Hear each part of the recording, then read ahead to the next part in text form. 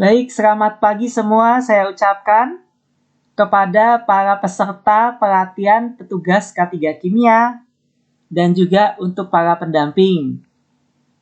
Saya harapkan kita semua pada hari ini dalam keadaan sehat dan selalu semangat terus ya. Baik, pada hari ini kita ada acara yang sangat spesial. Acara yang sangat khusus karena pada hari ini kita akan mengadakan praktek kerja lapangan. Jadi artinya kita tidak di kelas ya. Kalau dalam beberapa hari ini Bapak dan Ibu sudah mendapatkan training atau pelatihan di dalam kelas, maka pada hari ini kita akan keluar kelas.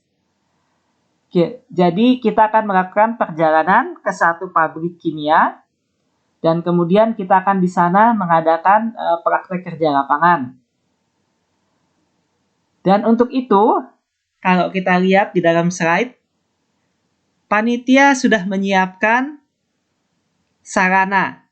Ya, jadi ada satu bis yang sudah kami siapkan dan bis ini sangat luar biasa, bagus sekali. Kita lihat kalau kita masuk ke dalamnya, di dalamnya nih udah kayak pesawat di tempat duduknya nih. Jadi Anda bisa rileks sejenak di sana sambil kita melakukan perjalanan. Mungkin bagi yang tidurnya kurang malam masih bisa tidur, ini tidurnya nyenyak sekali di tempat ini. Atau misalnya Anda bosan, Anda bisa main game ataupun mendengarkan musik. Jadi tujuannya adalah ketika Anda sudah datang ke tempat PKL nanti, Anda masih dalam keadaan fresh dan segar sekali.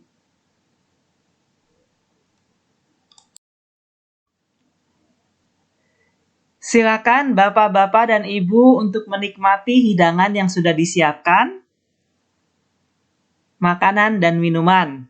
Dan sambil mencicipi hidangan, saya akan menjelaskan mengenai tujuan PKL ini.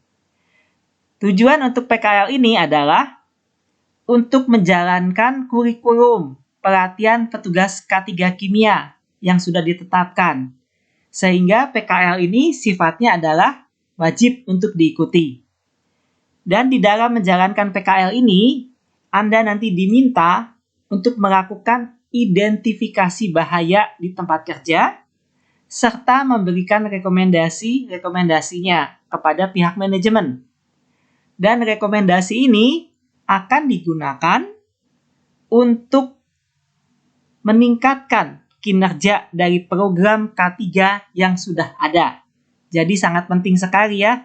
Apalagi bapak-bapak dan ibu ini adalah pilihan-pilihan dari perusahaan yang mempunyai potensi yang sangat bagus untuk masa depan.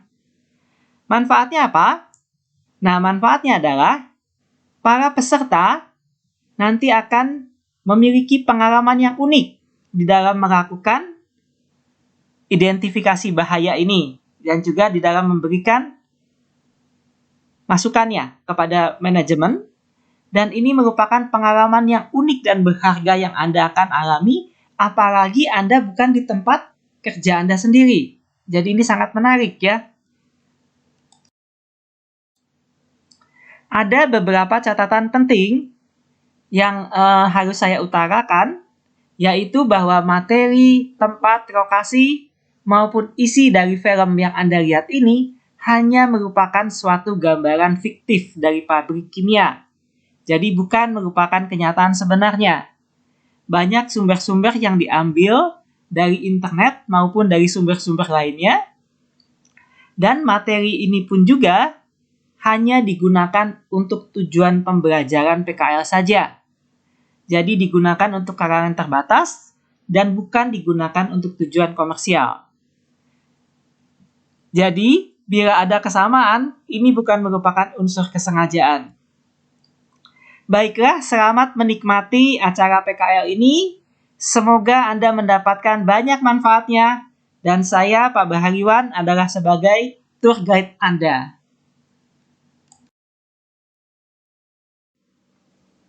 PT URP Chemical 2. Pabrik ini adalah pabrik bahan pewarna yang terletak di kawasan industri Cikarang di Jawa Barat.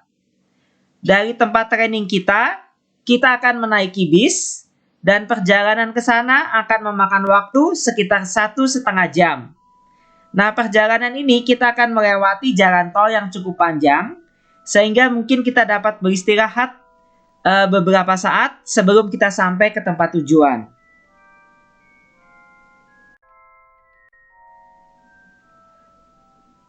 Perjalanan kita ternyata cukup lancar.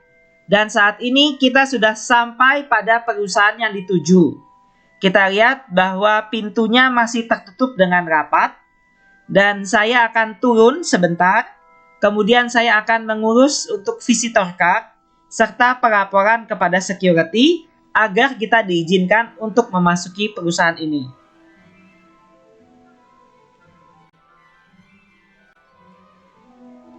Setelah itu kita bisa memasuki.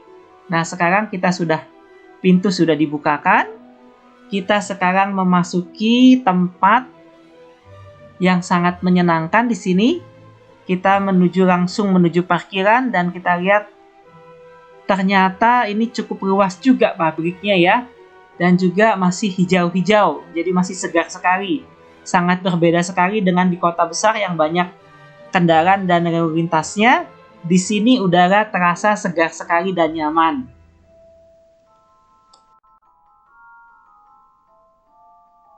Selanjutnya, setelah bis kita parkir, jadi di tempat parkir yang sudah ditentukan tadi, kita turun semua dan sejenak kita berkumpul sebentar. Kemudian kita akan sedikit berjalan kaki menuju ke office building. Nah, kita bisa melihat di sini, ini adalah URP Chemical 2 Office Building. Cukup rapi dan sederhana memang, tetapi saya melihat di sini kerapihannya sudah terjaga, demikian juga dengan kebersihannya. Kita bisa melihat bahwa pabrik ini juga dicat dan ditata dengan amat baik, ya. Kemudian kita bisa lihat pengumuman di sini jam kerja. Jadi kita bisa lihat adanya shift A, shift B, dan shift C serta non-shift. Artinya perusahaan ini mempunyai 4 grup dan adanya 3 sistem shift. Baik, kita lanjut masuk ke pintu yang sudah disediakan. Kita akan bertemu dengan resepsionisnya dan kita sebagai tamu akan menyerahkan kartu yang tadi saya dapatkan dari security untuk diberikan jadwal kepada kita untuk dilakukan safety induction. Karena tanpa adanya safety induction, kita tidak bisa untuk berjalan keliling atau visit perusahaan ini.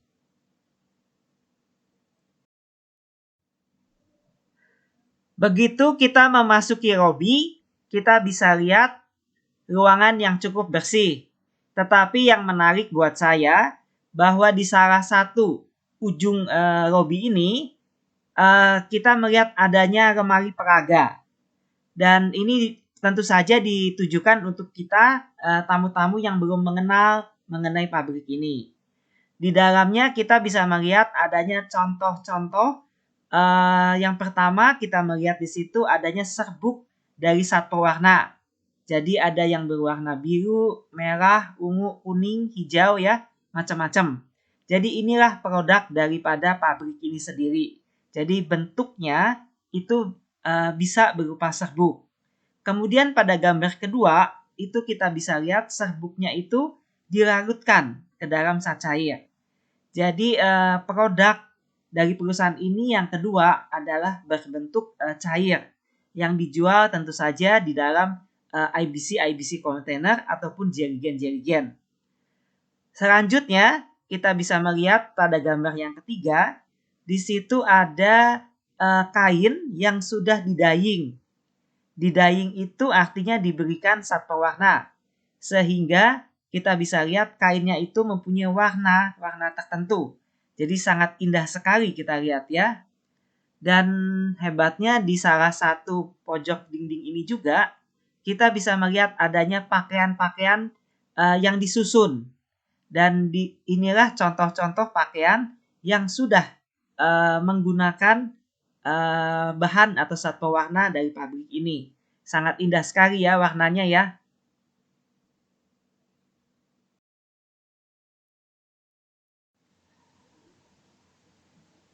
Sekarang kita memasuki office building dan di sini kita ketemu dengan resepsionis. Kita harus daftar dulu nih ke resepsionis lagi, di mana nanti beliau ini akan mengatur kita jadwal untuk pertemuan di meeting room untuk mendapatkan safety induction. Karena tanpa adanya safety induction kita nggak bisa ke lapangan. Nah, di sekitarnya kita bisa lihat di sini ada peralatan untuk tanggap darurat ya. Antara lain ada untuk alarm, kemudian ada juga untuk paging, dan juga ada CCTV. Dan khususnya untuk alarm sendiri, ini kita bisa lihat ada 3 jenis bunyi alarm, yaitu alarm untuk keadaan bahaya, kemudian alarm untuk evakuasi, dan alarm dalam keadaan aman.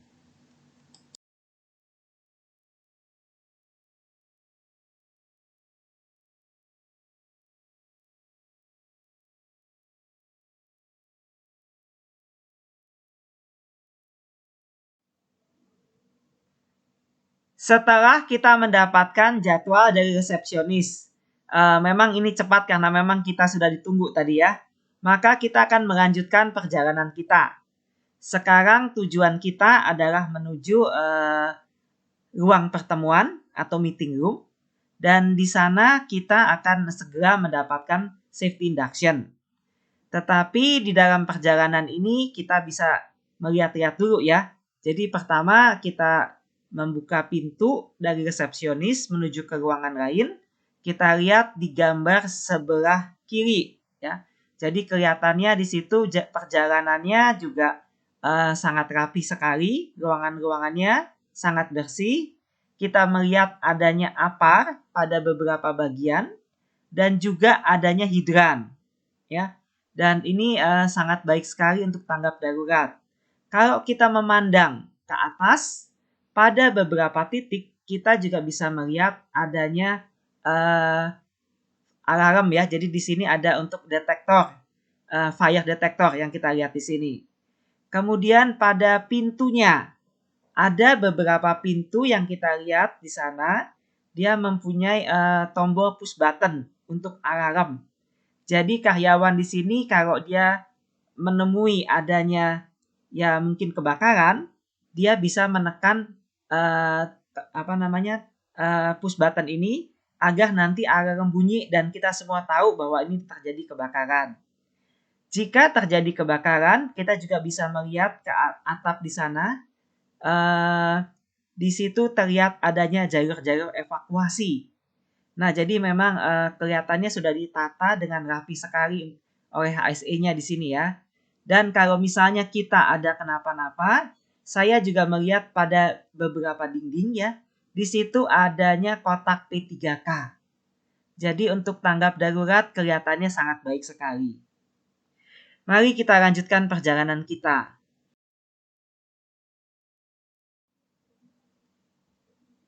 Selanjutnya, kita memasuki ruangan yang cukup besar, di mana kita bisa melihat adanya tempat bekerja untuk para karyawan.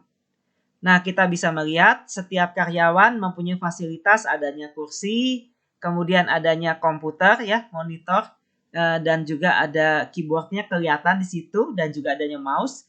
Jadi untuk setiap karyawan yang bekerja sudah diberikan ruang atau area kerja masing-masing ya, yang kelihatannya besarnya sama ini ya, dan ini cukup luas juga buat seseorang duduk di situ.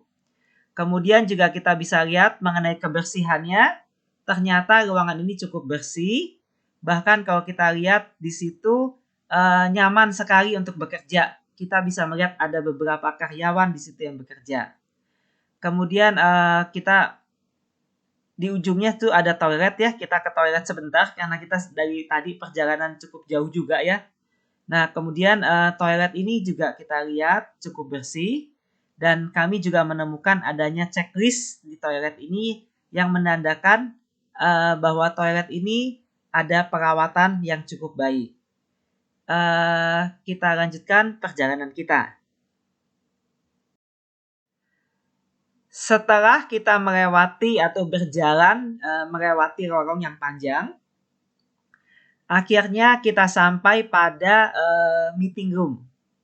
Nah, meeting room ini kelihatannya sangat nyaman sekali ya. Dan kita bisa mendapatkan safety induction dengan nyaman di sini. Kita juga melihat di sekitarnya itu ada Undang-Undang Nomor 1 Tahun 70 di dinding. Kemudian di dinding juga kita melihat di bagian depan itu ada layar monitor. Nah, di sini kita menunggu. Ini ternyata sudah datang. Ada seorang HSE dari perusahaan ini. Kemudian dia menyatakan bahwa kita akan diberikan safety induction, tetapi dari video, karena ini sudah standar ya. Dan kemudian nanti setelah penayangan video, akan ada tanya jawab ya, jadi mengenai safety. Dan kemudian kalau kita nggak jelas, kita bisa menanyakan kepada beliau ini sebelum kita ke lapangan. Dan juga setelah safety ini kita akan diberikan form ya. Jadi form ini untuk kita isi, untuk para visitor mengisi. Di sini berisi mengenai adanya nama, kemudian usia kita juga ada di sini. Kemudian juga mengenai poin-poin tentang safety induction. Apakah sudah cukup jelas bagi kita? Dan kemudian kita diminta untuk menandatangani form tersebut. Setelah itu, nanti baru kita bisa ke lapangannya.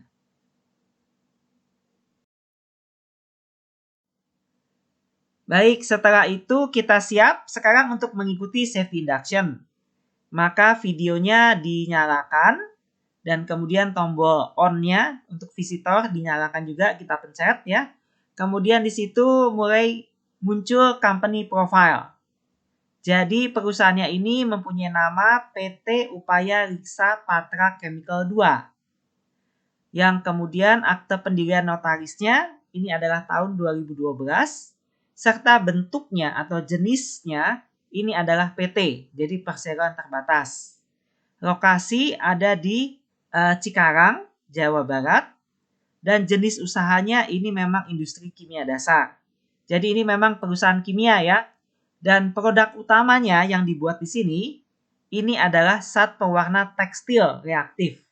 Nah, jadi di sini dia merupakan zat pewarna untuk tekstil ya. Jadi hanya untuk pakaian saja, bukan untuk makanan ya. Dan jenisnya adalah reaktif. Kemudian kapasitasnya adalah 20.000 ton setiap tahunnya. Jadi jumlah tenaga kerjanya ini 150 orang, jadi tidak banyak ya. Sehingga saya bisa melihat bahwa perusahaan ini efisien sekali.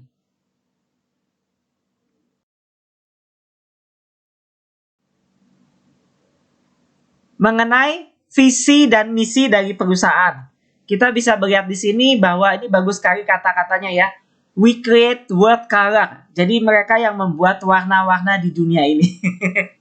Baik, tapi bukan itu pada intinya. Intinya adalah mereka ingin menjadi leadernya atau pemimpinnya. Dan mereka bekerja dengan sustainability. Berarti bisa mencapai pada untuk masa yang akan datang, mereka sudah siapkan untuk masa depan. Operation yang excellent, kemudian reliability atau kepercayaan untuk menciptakan kepuasan bagi pelanggan. Dan di sini di dalam misinya ada 3 hal. Kita bisa lihat pada misi yang pertama adalah leading dalam safety culture dan environmental. Jadi di sini memang safety sangat dipentingkan.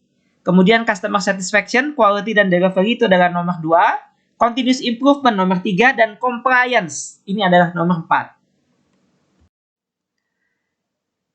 Untuk struktur organisasi.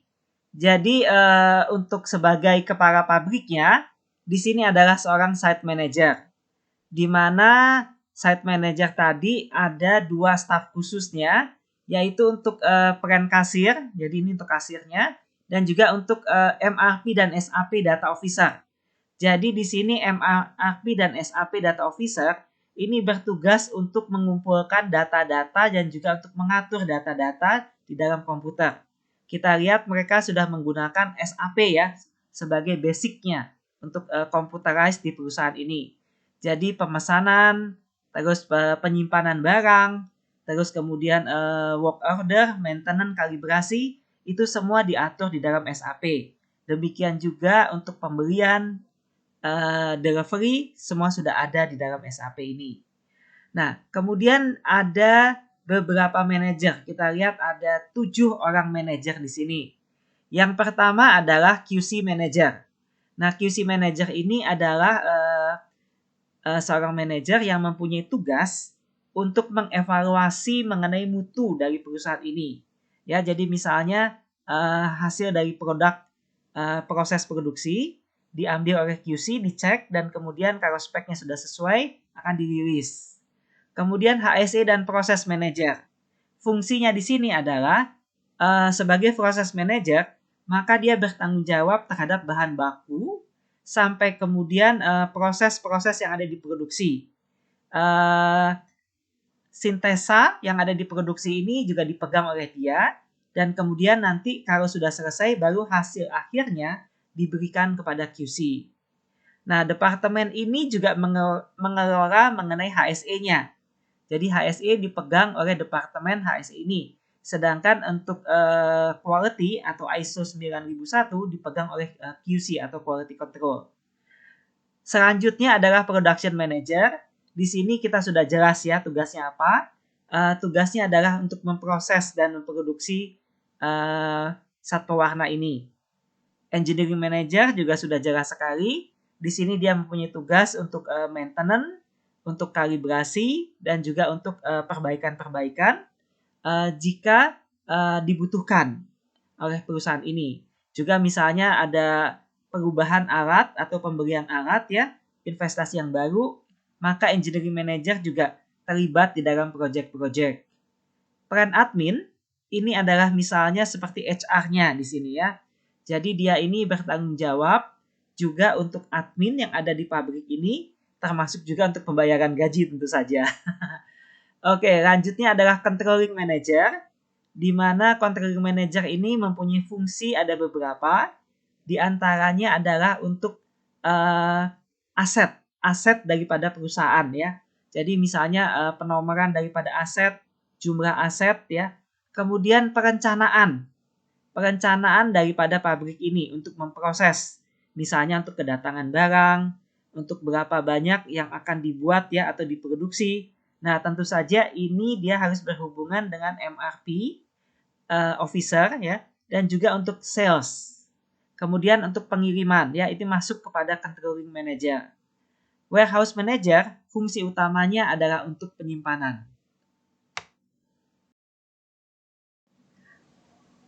Kalau tadi kita melihat mereka mempunyai visi dan misi, maka kita bisa lihat bahwa visi dan misi itu dituangkan dalam kebijakan. Di antaranya adalah kebijakan K3.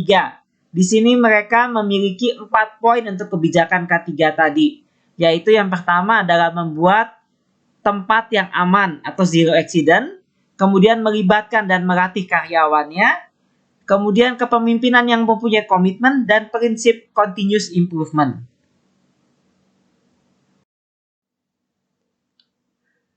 Lanjut, kita kemudian akan membahas mengenai tanggap darurat. Dan di sini diberitakan juga ada 3 jenis emergency alarm ya. Jadi ada yang bunyinya itu digunakan untuk emergency, untuk evakuasi, dan untuk pernyataan sudah keadaan aman ya. Kalau emergency itu menandakan bahwa ada terjadi sesuatu dan kemudian kita diminta untuk siap-siap. Tetapi kemudian kalau ada alarm selanjutnya, jadi alarm kedua yang berbunyi, ini adalah alarm untuk evakuasi. Dan tugas kita adalah nanti mengikuti host kita. Jadi kita di sini nggak bisa berkeliaran sendiri ya. Kita di sini harus mengikuti host. Host itu adalah sebutan bagi karyawan pabrik ini yang mendampingi kita. Jadi di sini ada kebijakan bahwa setiap tamu harus disertai dengan hostnya. Jadi kita nggak bisa menjauh nih dari host kita, harus deket-deket nih.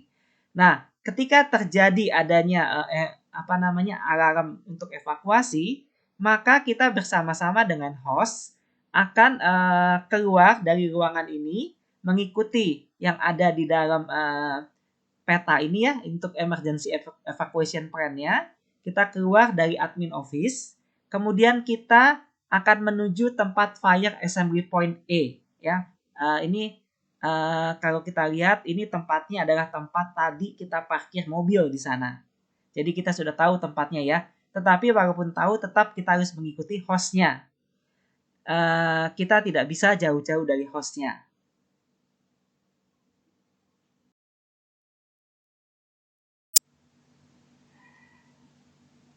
Perusahaan ini ternyata sudah memiliki panitia P2K3 yang sudah disetujui oleh Disnaker setempat. Ini dokumennya baru diperbarui dari tahun 2018 dan juga untuk pelaporan-laporan juga sudah diberikan kepada Disnaker setempat. Yang menjadi ketuanya adalah pimpinan perusahaan dan ahli K3 umum sebagai sekretarisnya. Sementara anggota dari setiap perwakilan departemen, baik manajemen dan juga untuk dari karyawan.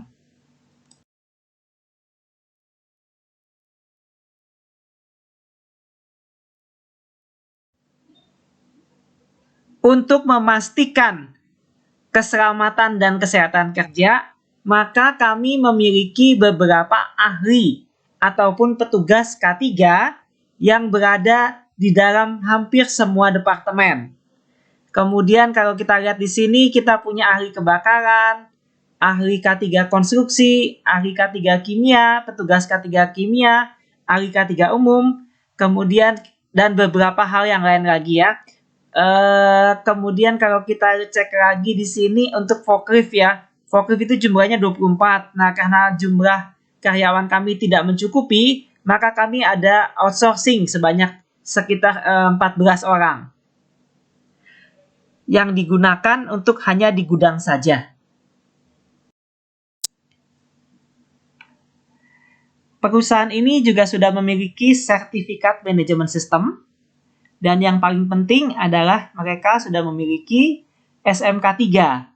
Tapi kayaknya baru dapat di tahun 2020 ini dan hasilnya luar biasa, dapat hasil emas dan juga sudah mendapatkan ISO 45001 ya. Jadi sistem manajemen untuk K3 di sini.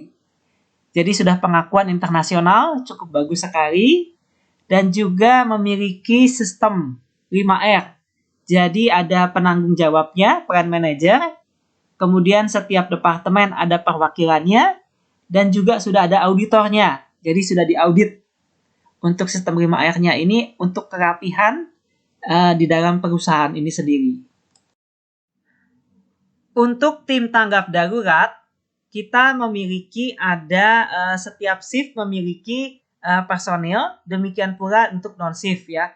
Dan juga ada untuk transportasi, chemical accident ya. Jadi ini adalah tim khusus untuk jika terjadi tumpahan.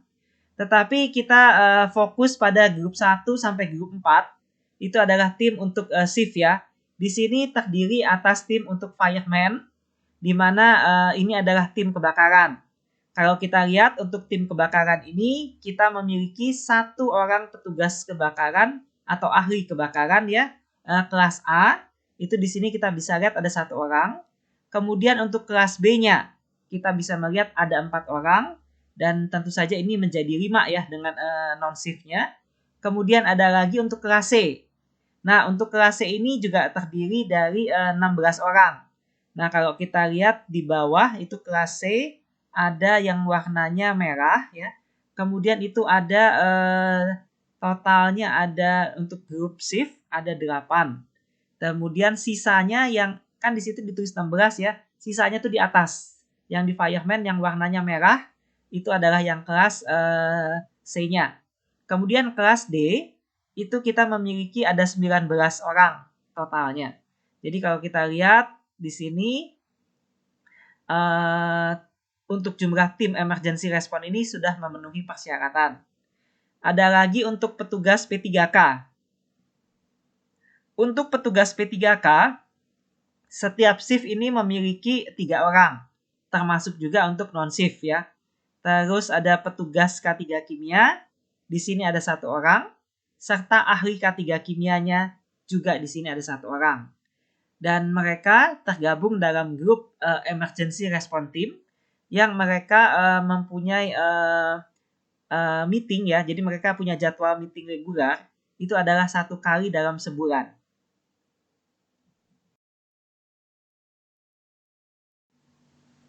Induction kita sudah selesai, maka sekarang kita akan ke lapangan. Nah, sambil berjalan kita bisa melihat juga di sini ada safety board, dan safety board ini sangat baik sekali ya. Di sini kita bisa lihat kita punya safety performance. Jadi perusahaan ini bagus sekali, masih zero accident ya. Walaupun mungkin ada beberapa P3K, tetapi sudah ada root cause analisisnya saya lihat di situ. Dan juga untuk program-program kalau misalnya ada meeting-meeting ya, di sini keputusan-keputusan yang ada sudah dijelaskan. Demikian juga training-training yang ada. Jadi kita lihat di sini ini merupakan informasi yang sangat penting sekali. Apalagi kalau kita lihat di sini juga ada kasus-kasus yang bukan hanya di tempat ini tetapi juga di tempat lain dimasukkan untuk tujuan pembelajaran. Jadi luar biasa ya. Untuk memasuki area proses, nah kita diingatkan untuk menggunakan APD. Kita bisa lihat ada di dinding ada peringatan, perhatian kawasan wajib APD. Sehingga kita di sini perlu untuk menggunakan APD dulu nih. Jadi dari EHS yang membawa kami sekarang membuka lemari stok APD. Ini adalah lemari untuk stok untuk visitor ya. Kita bisa lihat di situ sudah disiapkan adanya helm, kemudian adanya vest, sepatu safety, juga kacamata. Kita harus menggunakan kacamata safety juga ketika kita berjalan di dalam proses. Jadi perhatikan semua APD yang diberikan kita wajib kenakan dengan benar sebelum kita memasuki kawasan.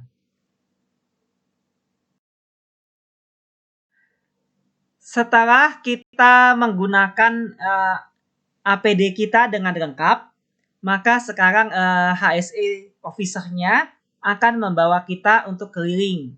Baik, ternyata kita lihat di depan sana setelah kita berjalan ke halaman, ini ternyata rapi sekali ya. Jalan-jalannya itu cukup bersih. Kemudian kita lihat untuk sorokannya juga itu rapi sekali dan kemudian bersih ya. Kemudian kita bisa melihat juga yang menarik di sini di salah satu tembok saya melihat adanya kotak P3K. Jadi ini digunakan untuk pekerja jika misalnya dia mengalami kecelakaan di luar ya. Jadi di luar ruangan tentu saja dia dengan mudah bisa mendapatkan kotak P3K ini. Juga kita bisa melihat di salah satu sisinya itu ada perlengkapan untuk APAR. Nah, di sini yang menarik adalah perlengkapan APAR-nya ini diberikan kotak warna merah ini ya. Maksudnya apa? Maksudnya adalah supaya tidak terkena matahari langsung. Jadi ini sebagai sistem proteksinya. Ya, jadi ini kelihatannya cukup baik dan cukup menarik bisa kita gunakan ya di tempat kita juga seperti ini.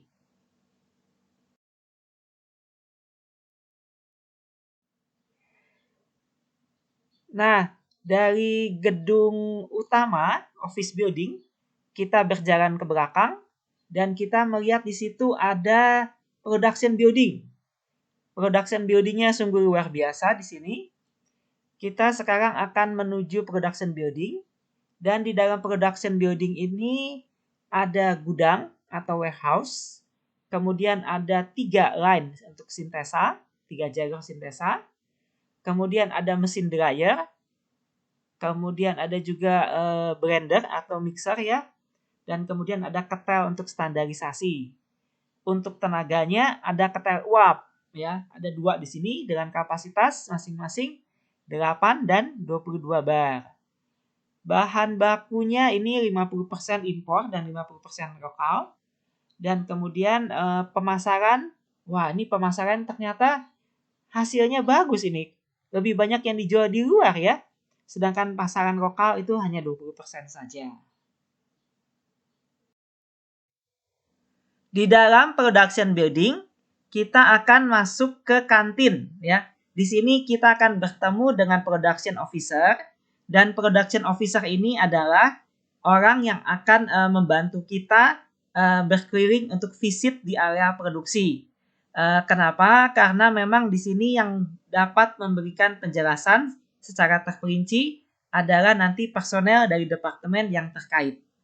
Dan tempatnya ini sangat menyenangkan ya, hijau dan enak sekali nih ya, teduh juga ya.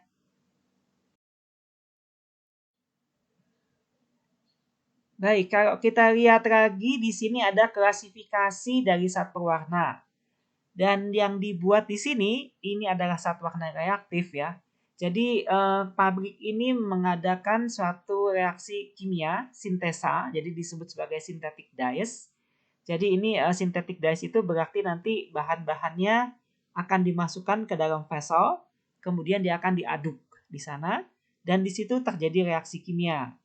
Nah, golongannya adalah golongan azo, dan karena dia golongan azo ada banyak sekali jenisnya, maka di sini adalah golongan azo yang reaktif, ya.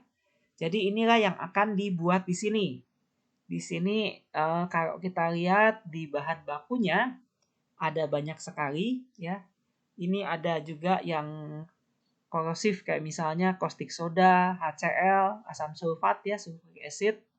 Kemudian ada yang flammable kayak gas alam atau natural gas. Ada juga nitrogen di sini. Tetapi bahan baku utamanya adalah asetil acid, H-acid, para base ester, dan H-acid. Ini merupakan bahan bakunya yang tentu saja kita harus lihat nanti bahayanya apa ini ya. Sekarang kita sampai pada proses flow-nya. Nah, jadi dari gudang, barang-barang itu akan dikirimkan ke produksi. Ya, jadi material receiving and weighing. Nah, ini di gudang nih. Jadi materialnya udah dibikin paket-paket, dikirimkan ke produksi. Di produksi di sana, dia akan mengadakan sintesa. Jadi pembuatan bahan pewarna tadi. Setelah bahan pewarna selesai, kemudian akan dilakukan penyaringan. Karena ini kan di dalam ketel pasti dia bentuknya cairan. Ini disaring sehingga bagian padatnya itu dipisah. Sedangkan bagian cairnya itu akan langsung masuk kepada mesin dryer. Nah, di sana dia akan dikeringkan sampai kering. Nah, kemudian nanti setelah dia itu kering, kemudian dia akan berbentuk powder, ya, akan berbentuk padat. Yang kemudian setelah dia berbentuk padat ini, nanti dia akan di packing, ya. Nah, tetapi ada juga yang meminta dalam bentuk cair, sehingga pada waktu setelah filtration di sini atau penyaringan, ini langsung akan dimasukkan ke dalam drum-drum, ya. Jadi ada dua produknya, ada dalam bentuk padat, ada juga dalam bentuk cair. Sekarang masuk ke warehouse atau ke gudang. Nah, di dalam gudang ini kita ada lihat, ini gudang yang pertama-tama di bagian depan, itu ada unit untuk penyimpanan tabung bertekanan. Nah, di sini kita akan lihat adanya beberapa bahan gas yang ada di dalam sini. Ada asetilen, ada nitrogen, ada oksigen, dan ada hidrogen. Yang tentunya asetilen itu ada yang flammable, sedangkan nitrogen, oksigen, dan hidrogen itu bukan flammable.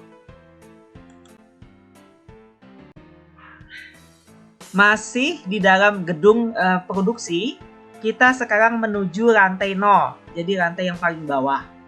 Nah, di lantai bawah ini terletak gudang. Dan kemudian kalau kita mau memasuki gudang ini, kita akan ketemu dengan pintu gerbangnya, dan ditempel di pintu gerbangnya itu ada warehouse visitor safety station. Yang artinya ketika kita mau memasuki gudang ini, kita diminta untuk membaca dulu tentang APD yang digunakan, dan seluruh visitor juga harus sudah memberikan laporan mungkin ya kepada resepsionis. Gudang ini juga ada CCTV, kemudian ada telepon keadaan darurat, dan juga ada kotak P3K. Jadi kalau ada kecelakaan dan lain sebagainya bisa dimonitor. Demikian juga di dalam gudang ini ada peta evakuasi ya. Kita bisa melihat peta evakuasinya dan juga ada risk assessment. Jadi di sini dinyatakan bahaya-bahaya apa saja yang ada di dalam gudang ini. Nah, perlu kita ketahui bahwa nanti dalam gudang ini ada gudang untuk packaging material, ada gudang untuk finish product, dan ada gudang untuk bahan baku ya. Dan kita akan mencoba untuk masuk ke dalam setiap gudang tadi. Sekarang kita memasuki gudang yang pertama, yaitu gudang penyimpanan packaging material. Untuk penyimpanan packaging material ini dibutuhkan kondisi yang khusus. Sehingga ketika kita memasuki gudang ini, wilayah ini ada AC-nya, cukup sejuk ya, untuk menjaga agar packaging material dalam keadaan cukup baik. Kemudian kita juga bisa lihat rantainya licin, tetapi gudang ini tidak terlalu besar ya. Gudang ini selalu dikunci, tetapi kalau kita lihat untuk jumlah packaging yang ada, ini tidak banyak. Di sini disimpan selain packaging juga ada label, dan ini digunakan untuk pengemasan. Kemudian di sebelah kanan, kita bisa melihat adanya gudang finish product. Ada beberapa produk yang dijual dan kemudian dimasukkan ke dalam box-box ya. Tetapi ini yang jumlahnya adalah tidak banyak ya. Artinya mungkin ukurannya yang kecil-kecil. Sedangkan di bagian lain kita nanti bisa lihat ada juga packaging yang ukurannya sampai dengan jumbo bag ya. Itu adalah 500 kg.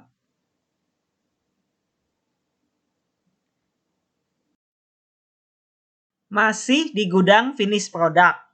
Kita melihat bahwa semua barang-barang yang merupakan finish product ini diletakkan di dalam rak-rak ya. Yang tentu saja ini penempatannya diatur dengan menggunakan SAP. Kemudian kita juga bisa melihat adanya alat-alat pengangkutan. Di sini digunakan hand pallet dan juga adanya forklift. Kita kebetulan bisa melihat orang-orang yang sedang bekerja dengan menggunakan hand pallet dan juga dengan menggunakan forklift. Kondisi di gudang ini cukup baik. Artinya kita bisa melihat rantainya itu licin dan kemudian ini sudah bisa dilewati oleh forklift ya. Jadi tidak membahayakan bagi forklift. Kemudian kita lihat penerangannya cukup ya. Dan penerangannya ini juga terlihat ke mana-mana, ke setiap sisi, setiap row ya atau ruangan di situ ada lampu-lampu yang sudah disediakan. Kemudian kita juga melihat untuk safety-nya ada pelindung board yang warnanya kuning di setiap rak itu ya. Jadi besinya rak itu kan warnanya biru ya, ada pelindung kuning. Ini untuk menjaga supaya forklift itu tidak menabrak. Untuk operator forklift di sini mereka sudah mempunyai lisensi semua ya. Jadi dalam keadaan comply dengan peraturan pemerintah. Forklift ini sendiri juga setiap pagi sebelum dijalankan, mereka harus mengisi form untuk pengisian checklist forklift dalam keadaan baik.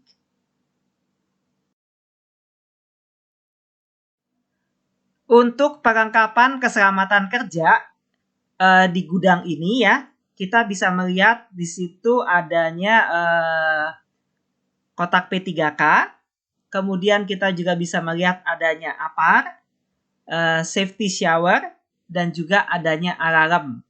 Jadi ini adalah kalau kita lihat juga di samping situ ada beberapa pengumuman yang ditempel di dinding.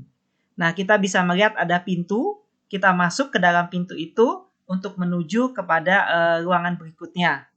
Anda lihat juga di samping pintu itu ada kotak panel ya, itu adalah panel listrik ya. Tapi sekarang kita memasuki pintu itu. Setelah kita melewati pintu, kita berada sekarang pada gudang untuk bahan baku. Nah, ini gudangnya lebih luas ya. Dan kemudian di sekeliling gudang ini kita juga bisa melihat adanya peralatan-peralatan untuk tanggap darurat. Di bagian atas ya, di atapnya kita bisa melihat adanya alarm untuk kebakaran. Kemudian karena di sini banyak sekali bahan kimia, kita bisa melihat adanya safety data sheet yang terletak pada tempatnya di dinding ya, kita bisa lihat situ.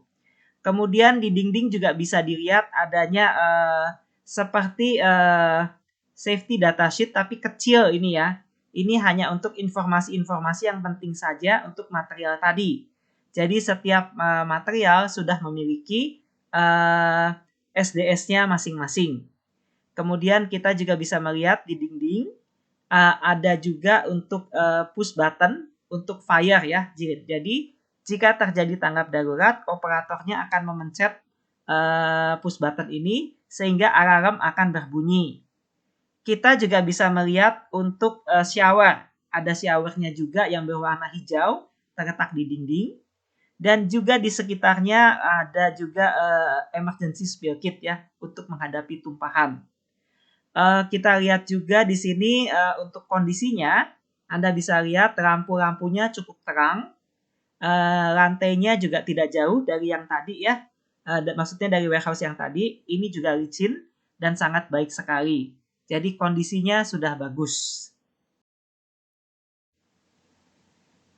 Nah ini contoh salah satunya ya, kita ambil contoh salah satu MSDS yang kita cocokkan dengan bahan kimianya. Ternyata ini cocok ya. Jadi bagus MSDS-nya sudah di-manage dengan cukup baik di sini. Pada gudang bahan baku, di sini ada bahan baku yang cair. Dan bahan baku cair ini dikemas di dalam packaging ya. Kita bisa lihat ada jerrycan. Dan di dalam jerrycan ini ada dua jenis, ada yang menggunakan plastik dan menggunakan logam ya. Dan kemudian mereka diletakkan di dalam palet-palet dan kemudian dimasukkan di dalam rak yang tentu saja juga sudah diatur penempatannya ini dengan menggunakan SAP. Kita bisa lihat untuk penempatannya ini kalau kita lihat maksimum adalah dua tingkat ya, dua tingkat. Tetapi dibatasi juga dengan menggunakan palet ya. Kemudian kita bisa lihat dalam kondisinya juga kondisi yang cukup bersih, cukup bagus di dalam gudang ini.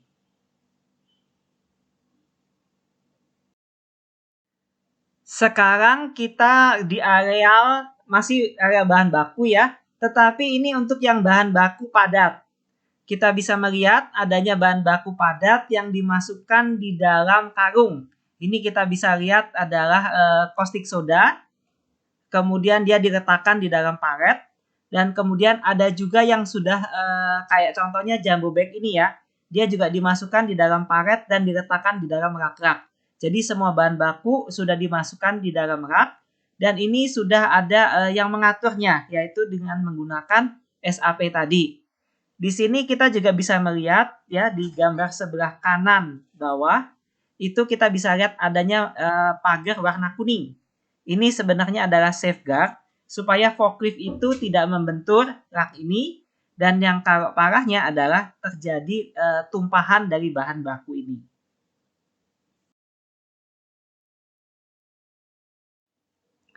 Untuk bahan-bahan flammable dipisahkan di dalam gudang yang tersendiri. Jadi ini adalah gudang flammable. Nah di dalam gudang flammable juga sama kondisinya. Bahan-bahan tadi diletakkan di dalam palet, kemudian dimasukkan ke dalam rak-rak. Anda juga bisa melihat di sini untuk pelabelan sudah menggunakan GHS. Kalau terjadi tumpahan sudah ada spill-nya atau spill kit-nya. Kemudian kalau misalnya terjadi kebakaran, kita juga di sini punya sprinkle ya. Jadi sudah disiapkan untuk tempat flammable ini. Lantainya juga kita lihat licin dan sangat baik sekali.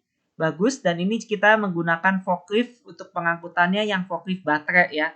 Jadi berbeda dengan yang ada di gudang bahan baku. Untuk gudang ini kita menggunakan forklift yang baterai.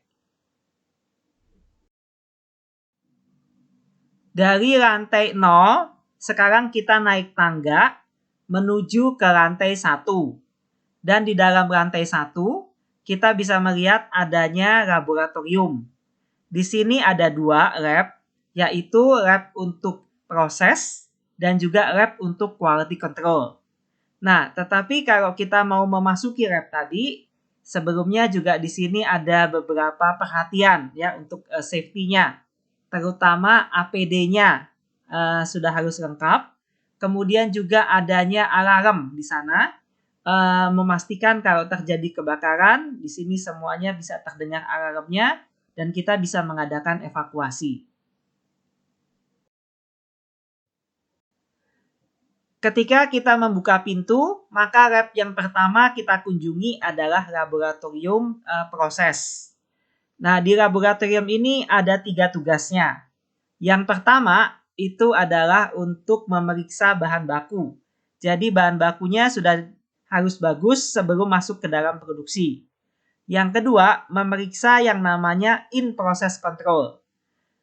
Untuk in-process control, sampelnya ini diambil dari sampel proses-proses yang ada di produksi. Diambil, dianalisa di sini, dan kemudian kalau baik prosesnya bisa dilanjutkan. Tetapi kalau misalnya ada ada misalnya hal-hal yang kurang baik atau kurang memasuki spek, maka ada tindakan perbaikan. Dan yang ketiga itu adalah untuk pemeriksaan limbah cair. Nah, kalau kita lihat kondisi di dalam lab ini cukup baik ya. Adanya alat-alat keselamatan kerja. Contohnya ada label penggunaan APD. Ketika buka pintu sudah kelihatan harus menggunakan kacamata dan juga menggunakan lab vest dan juga sepatu ya. Kemudian kita bisa lihat adanya fire alarm, adanya safety shower ya. Kemudian juga di sini penerangan cukup baik, kursinya cukup ergonomis dan ruangannya cukup nyaman. Pembuangan sampahnya atau pembuangan limbahnya juga cukup baik ya. Kita bisa lihat di sini kondisinya sangat menyenangkan untuk bekerja di sini. Di dinding juga kelihatan ada spill kit ya yang disiapkan. Juga di bawah meja itu ada lemari-lemari yang isinya adalah lemari untuk peralatan laboratorium. Laboratorium ini juga memiliki 1 lemari asam yang memang dikalibrasi exhaust-nya itu setiap 6 bulan sekali. Kemudian kami juga mempunyai peralatan seperti HPLC dan GC. Sehingga untuk menjalankan HPLC ataupun GC tadi, kita menggunakan adanya gas-gas bertekanan. Seperti yang bisa dilihat pada gambar yang di samping kiri ya. Ini adalah salah satu gas bertekanan yang digunakan untuk proses pemeriksaan atau analisa. Untuk penyimpanan bahan-bahan, di sini kami juga memiliki lemari es untuk penyimpanan bahan-bahan yang memang tidak tahan pada suhu ruang.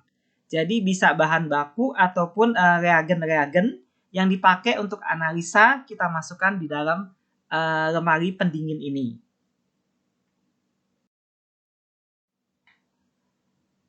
Untuk bahan-bahan kimia yang digunakan untuk analisa, ini kita simpan di dalam lemari bahan kimia yang merupakan lemari tersendiri ya. Dan di dalam lemari ini kita pisahkan berdasarkan penggolongan bahayanya. Jadi kita sudah aware dengan bahayanya tadi. Itu letaknya pada gambar sebelah kanan. Sedangkan pada gambar sebelah kiri, kita bisa melihat untuk reagen-reagen yang digunakan untuk analisa.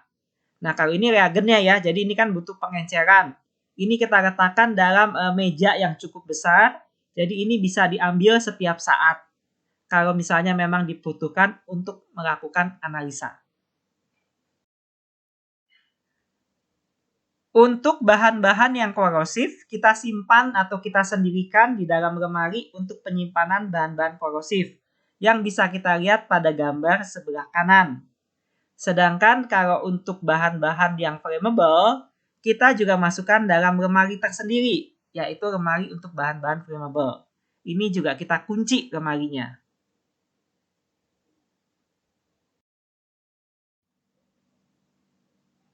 Ini adalah laboratorium aplikasi. Jadi kita bisa lihat pada laboratorium ini, sampel yang dari proses produksi dibawa ke sini untuk dilakukan pemeriksaan. Dan untuk pemeriksaan tadi harus dilakukan dyeing. Artinya bahan baku tadi dibuat menjadi atau dilakukan dyeing pada kain sehingga Anda bisa melihat ada kain yang warnanya hijau, ada yang warnanya pink, ada yang warnanya ungu. Kemudian diperiksa di dalam peralatan untuk menguji arah warnanya.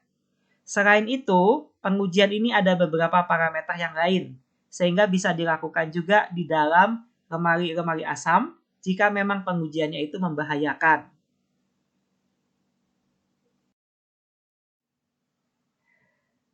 Lebih lanjut kita masuk kita lihat meja kerjanya ya. Dan di situ memang banyak sekali meja kerjanya itu banyak bahan-bahan kimia ya karena ini labnya cukup besar jadi ada beberapa bagian di sini ya. Kemudian kita lihat juga di tempat sebelah atas itu ya tempat meletakkan bahan-bahan kimia. Kita lihat sudah ada beberapa reagen kayak misalnya HCl, 6N, ada buffer dan lain sebagainya disiapkan di sana. Ini untuk kemudahan saja kalau mereka menganalisa.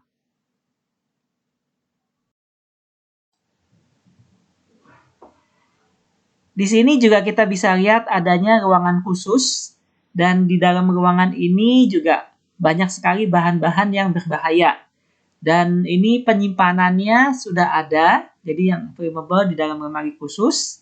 Juga yang untuk korosif ya kayak basa, ini juga diletakkan dalam lemari khusus. Kita bisa melihat ada orang yang sedang bekerja di laboratorium ini. Jadi misalnya kita lihat di gambar sebelah kiri, ada yang sedang melakukan pekerjaan titrasi. Sedangkan di sebelah kanan kita bisa melihat beberapa alat glassware yang digunakan. Kita juga melihat meja kerja mereka, di mana mereka melakukan kegiatan pekerjaan untuk setiap harinya.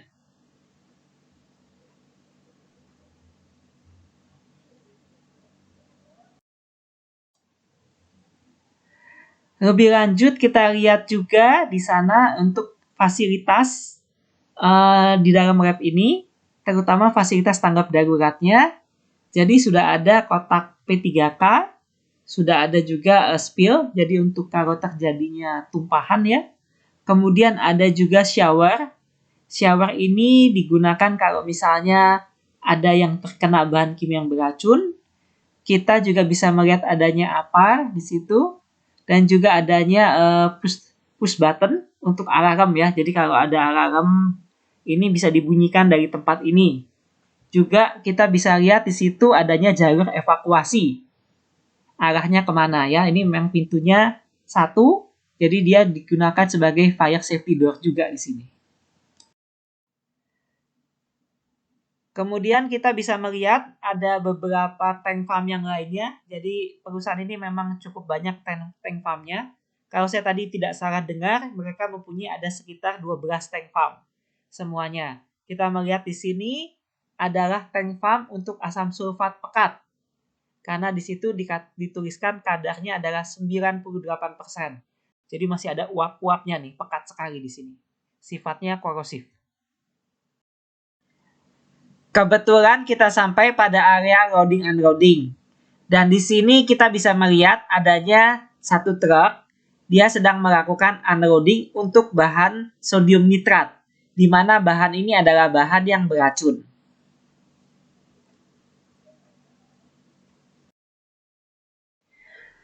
Saat ini kita akan memasuki produksi. Dan ketika kita mau memasuki produksi, kita sudah melihat adanya safety sign ya. Jadi wajib menggunakan APD yang sudah ditentukan.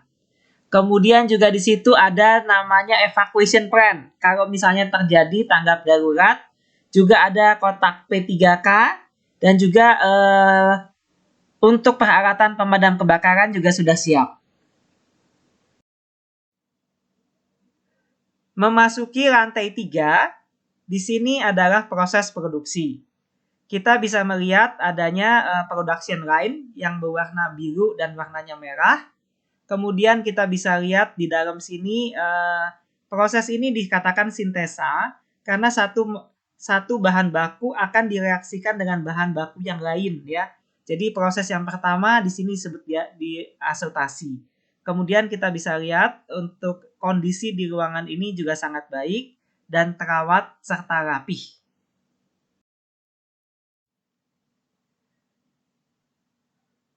Kemudian setelah dari tahapan sintesa, ini akan dimasukkan ke dalam namanya storage ya.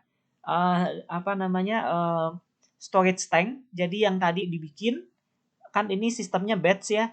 Jadi setelah dibikin langsung dipindahkan ke dalam storage tank ini. Fungsinya untuk apa? Agar di sini nanti QC bisa mengecek lagi hasilnya dan kemudian ditambahkan bumbu-bumbu mungkin yang sesuai gitu ya. Tergantung dari customer yang membutuhkannya.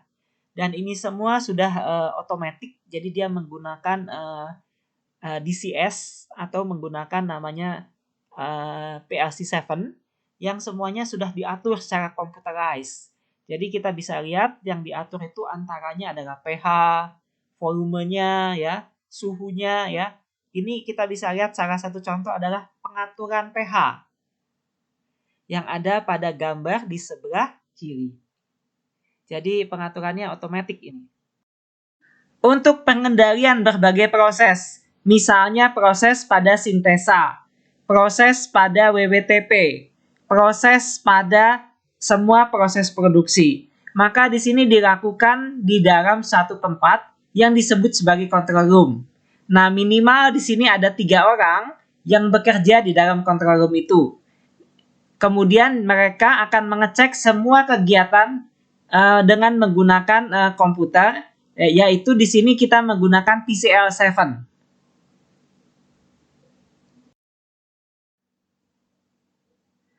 Setiap vessel harus dipastikan dalam keadaan bersih. Sehingga kalau misalnya vessel itu digunakan untuk produk, maka kemudian setelah dipakai, vessel itu harus dicuci. Kemudian dibilas lagi.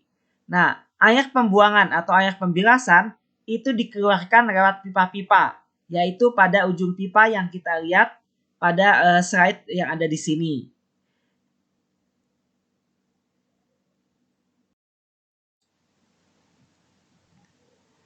Masih di daerah flammable, ya karena itu namanya daerah flammable juga kita membutuhkan grounding ya, supaya tidak terjadi adanya listrik statik. Nah, kalau ada terjadi listrik statik, yang ditakutkan apa di sini? Yang ditakutkan adalah terjadinya ledakan.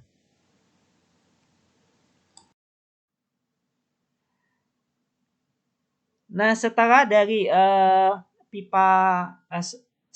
setelah dari vessel storage, maka kemudian sebelum dia masuk ke dalam dryer, maka ini harus difiltrasi dulu. Jadi dipisahkan bagian padatnya dengan bagian cair. Jadi gambar di sebelah kanan itu adalah unit untuk filtrasi. Ya, jadi di sini dilakukan penyaringan untuk pemisahan yang cairnya dan yang padatnya. Yang padatnya nanti akan dipisah dan nanti akan menjadi limbah di sini. Dan kemudian yang cairnya itu akan masuk ke dalam dryer untuk dikeringkan menjadi serbuk. Ya, kita bisa lihat ada beberapa pompa ya. Contohnya di sebelah kanan ini yang untuk caustic soda ya, NaOH tadi yang kita lihat di gudang bahannya. Oke, jadi sekarang si cairan tadi yang sudah masuk ke dalam filtrasi itu dilanjutkan ke mesin dryer, ya itu di sebelah kiri ya mesin dryer itu. Dan kemudian ini adalah bagian pembuangannya karena mesin dryer itu besar sekali. Ini sampai tinggi dan juga tinggi ya sampai ke tingkat 5. Dan kemudian di bagian ini Anda bisa lihat bagian ya mungkin setelah dia kering jadi serbuk dia keluar dan kemudian keluar itu sudah dimasukkan ke dalam packaging ya. Jadi ada packaging yang menunggu di situ untuk produk-produk yang keluar dari dryer ini. Kemudian kalau dryer ini pun nanti kalau misalnya sistemnya batch ya dryer ini, jadi nanti warnanya harus diganti supaya tidak tercemar. Mereka menggunakan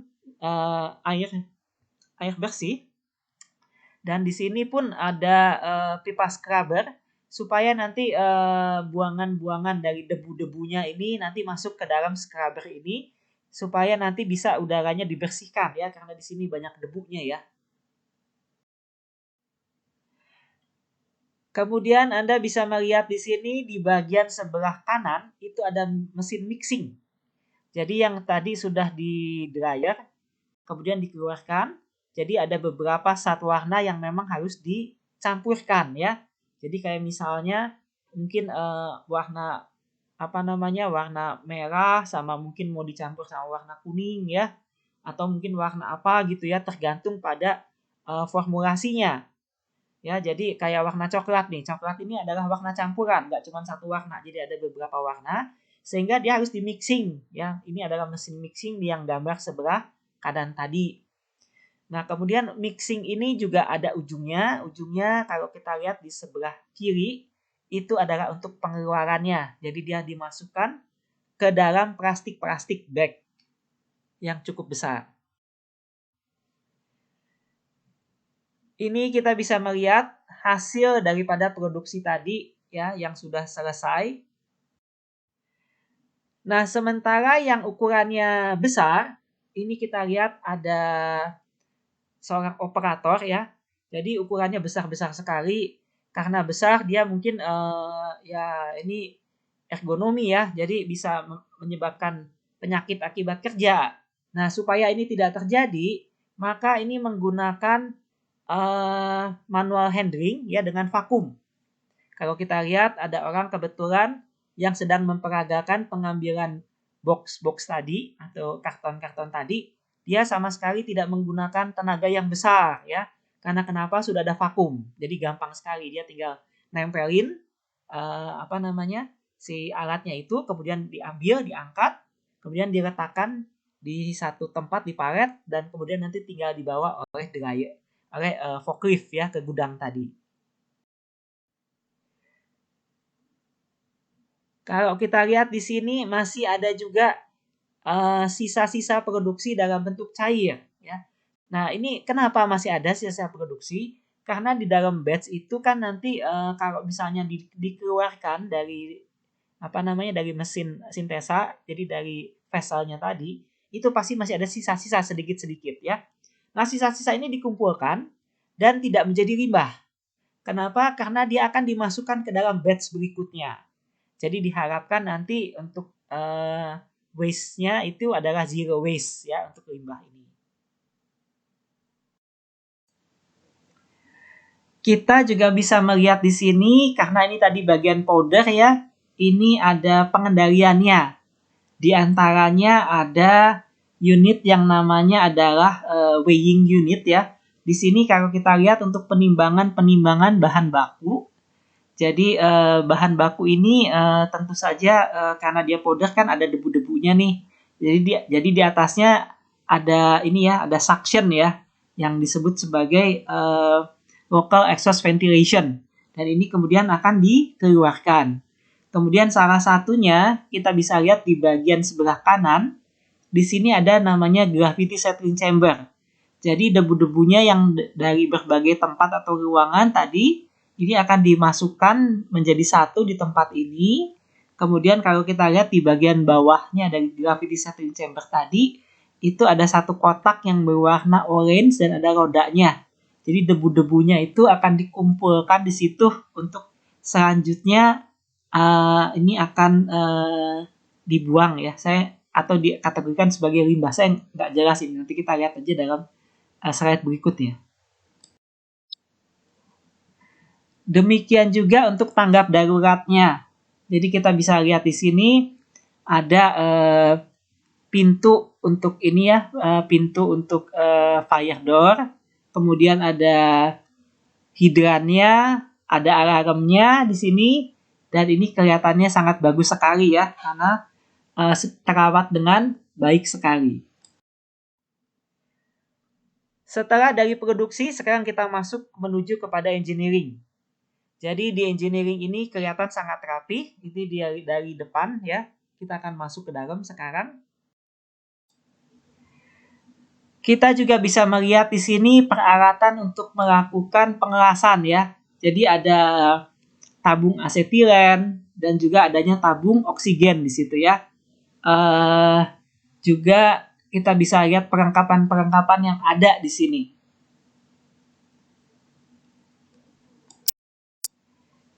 Selanjutnya kita bisa melihat ada kontraktor yang sedang mengadakan pengelasan ya. Nah, kemudian juga kita bisa lihat ada anak buahnya di situ yang mungkin takut habis ini tabungnya kali ya. Kemudian dia membawa tabung yang berisi bahan yang digunakan ya, itu mungkin asetilen atau oksigen ya. Dan kemudian ini akan digunakan oleh kontraktor tadi. Kemudian masih di engineering juga, kita melihat sebelah kiri itu adanya gudang untuk oli yang masih baru ya, masih bagus untuk digunakan. Sedangkan bahan-bahan kimia yang lain kita lihat untuk memanagenya itu diletakkan di satu tempat yang ada secondary containment-nya. Jadi cukup bagus ya untuk pencegahan bahaya dan sudah diberikan adanya label atau piktogram untuk GHS. Jadi sudah dilabel dengan bagus sekali. Kita akan menuju area genset, tetapi sayangnya kita nggak bisa masuk ke dalam area genset ini karena dikunci. Tetapi kita masih bisa mengintip ya, dari jendela kita bisa lihat bagian dalam dari genset ini ya, seperti inilah kira-kira di dalamnya. Dan kelihatannya juga ruangan ini cukup rapih dan bersih. Kita bisa melihat boiler, salah satu boiler ya dalam perjalanan ini. Kemudian juga kita bisa melihat di sebelah kanan itu ada gudang warehouse untuk gudang oli yang baru ya. Jadi oli yang baru ini yang masih ada isinya olinya itu. Sekarang kita menuju ke WWTP. Kita bisa lihat WWTP-nya itu bagian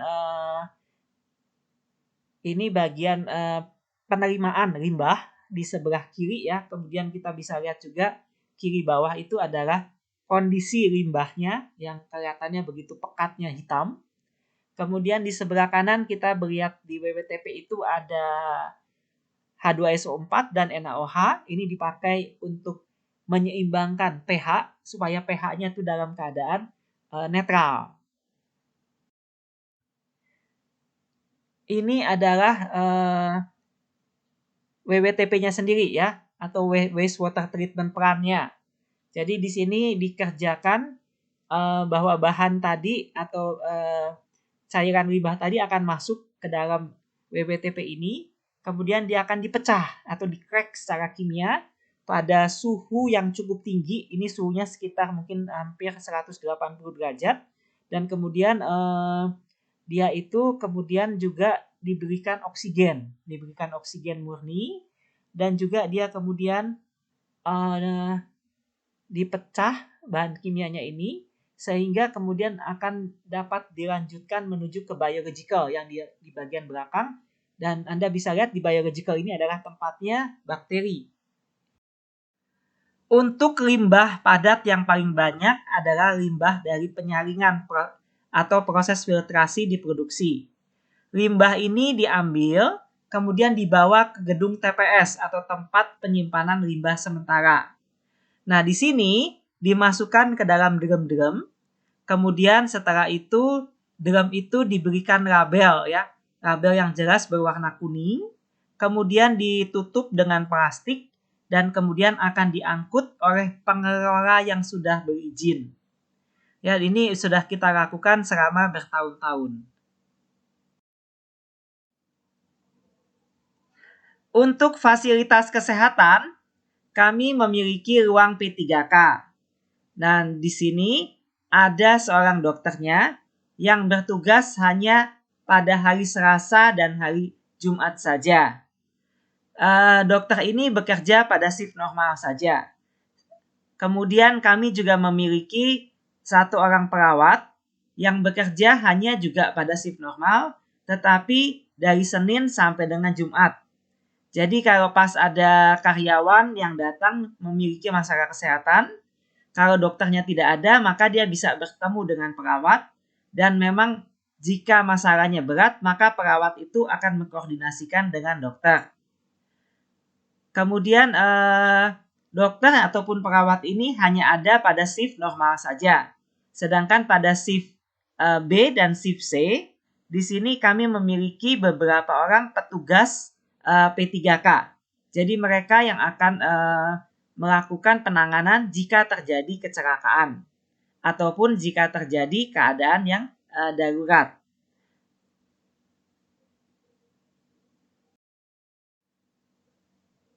Pada security, kami memiliki emergency telepon list. Nah, di sini ada nomor-nomor telepon yang berguna jika dalam keadaan darurat. Jadi misalnya field commander akan meminta security tadi menghubungi nomor-nomor telepon penting jika dirasakan memang dibutuhkan oleh pabrik. Nah, yang terpenting di sini adanya untuk ambulan dan juga untuk pemadam kebakaran. Selain itu, untuk di dalam sendiri, jadi untuk internal, ada juga nomor-nomor telepon penting yang ada di dalam beberapa tempat ya di pabrik ini. Nah, gunanya apa? Gunanya jika terjadi keadaan tanggap darurat, mereka bisa menghubungi, di antaranya adalah manajer masing-masing, ataupun mereka bisa menghubungi orang yang memang ditunjuk jika terjadi keadaan darurat tadi. Nah, sekarang bagian terakhir kita sudah menyelesaikan tour kita. Kini kita menuju ke galeri ya. Jadi tadi kita udah dilihat bagaimana prosesnya, dan ini adalah hasil-hasilnya ya. Jadi kita melihat di sini bagus sekali tekstil yang sudah dibuat di sini ya. Ini adalah contoh-contohnya. Satu warna ini dipakai untuk tekstilnya. Jadi dia nggak membuat motif-motifnya di sini, tetapi justru satu warnanya untuk mewarnai tekstil ini kelihatannya sangat halus dan lembut sekali. Nah, kemudian ini juga kelihatan ada seorang salesnya yang sedang menjelaskan kepada kita jenis-jenis daripada kain yang digunakan. Demikian juga di sebelah kanan itu kelihatannya adalah contoh beberapa kain yang menggunakan bahan satu warna ini. Memang masih banyak dan luas sekali ya. Cuman ya kita tidak bisa ke seluruh tempat di sini ya.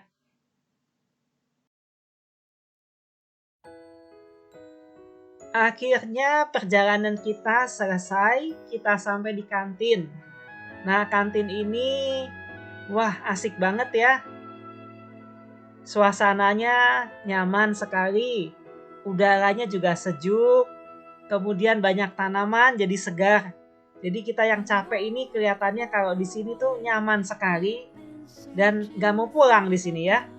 Baik, setelah perjalanan kita pada hari ini, kita dari pagi kita masuk ke pabrik ini, kemudian kita mendapatkan induction. Selanjutnya kita mengunjungi unit-unit seperti warehouse, QC, produksi, engineering, dan yang terakhir adalah WWTP. Nah, setelah kita mengunjungi itu semua, maka kita sampai di tempat ini. Sejenak kita akan merefleksikan apa saja yang sudah kita alami pada saat ini dan apa yang kita dapatkan.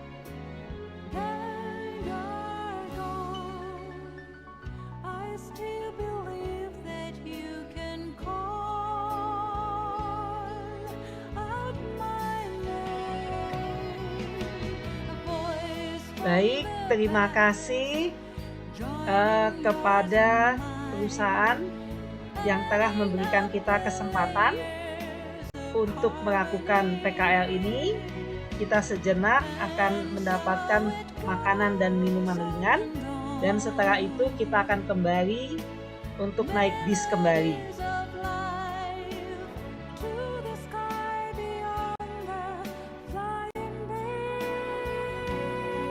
Dan setelah kami bersalaman dengan petugas dari pabrik, maka saatnya bagi kami sekarang ini untuk kembali ke URT.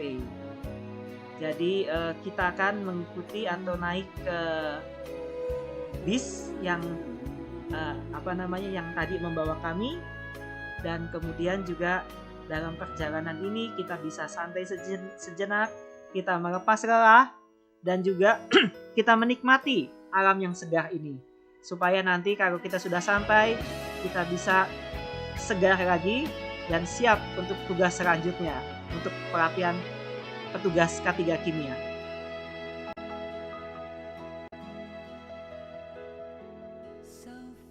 Akhirnya kita sampai juga ke PT Upaya Riksa Patra.